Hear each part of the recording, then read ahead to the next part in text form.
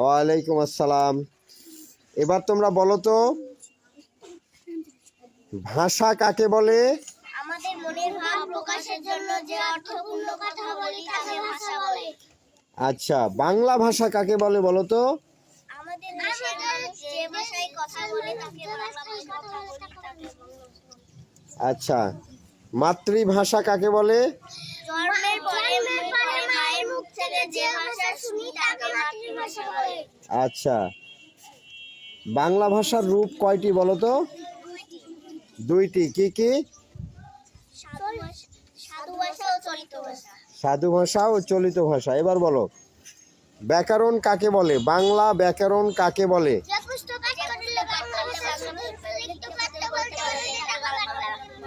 হ্যাঁ, আচ্ছা, এবার বলো, বাংলা ব্যাকরণকে কয় অংশে ভাগ করা হয়েছে বলো তো? কি কি?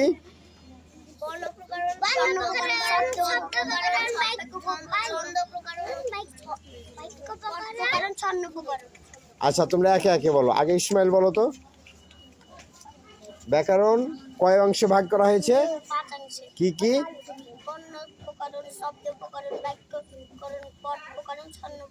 Thank you. আচ্ছা, আমরা পরের প্রশ্নে চলে যাই। পরের প্রশ্ন বলো তো, ধ্বনি কাকে বলে? হ্যাঁ, এই তো। আচ্ছা, ধ্বনি কয় প্রকার বলো তো? দুই প্রকার। হ্যাঁ, বলো তো কি কি? একটা হচ্ছে স্বর, ব্যঞ্জন ধ্বনি। এবার বলো, বাকযন্ত্র কাকে বলে?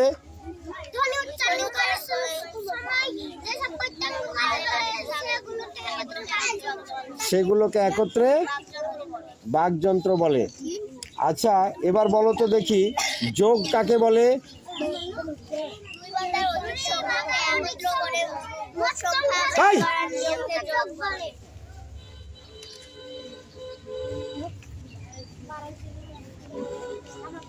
আচ্ছা, বিয়োগ কাকে বলে? এবার বলো তো।